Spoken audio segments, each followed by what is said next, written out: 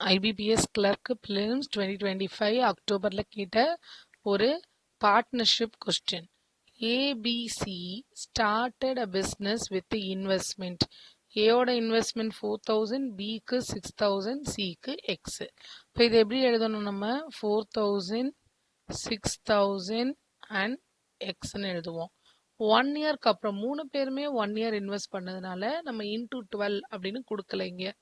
And ஒரு வருஷத்துக்கு அப்புறமா ப்ராஃபிட் ஷேர் பண்ணும்போது பியோட share 2400 and total profit 7200.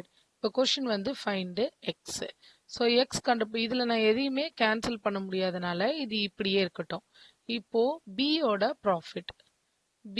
Profit அப்படின்னும் போது பியோட share that is 6000 divided by total ஷேர்ன்றது இந்த மூணையும் அப்படியே ஆட் பண்ணிட வேண்டியதுதான்.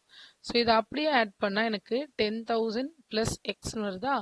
ஸோ பியோட ப்ராஃபிட்ன்றது B share divided by total share into ப்ராஃபிட்லேருந்து அதை எடுக்கணும். ஸோ 7200. அதுக்கான வேல்யூ அவங்களே கொடுத்துட்டாங்க 2400. ஸோ இந்த பியோட ப்ராஃபிட் தான் எனக்கு கிவன், அதனால அதை வச்சு தான் நம்ம எக்ஸ் கண்டுபிடிக்க போகிறோம். அதை எப்படி எழுதணும்? பியோட share divided by total share of profit. So இங்கே வந்து நான் எப்படி கால்குலேட் பண்ணுவேன்? எனக்கு இந்த 10,000 ப்ளஸ் எக்ஸ்ன்றது நியூமரேட்டர் கொண்டு போகிறேன்.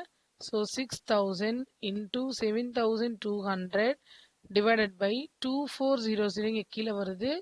இந்த 10,000 நம்ம இங்கே எடுத்துகிட்டு போயிட்டோம். அந்த side right hand side shift பண்ணிட்டோம்.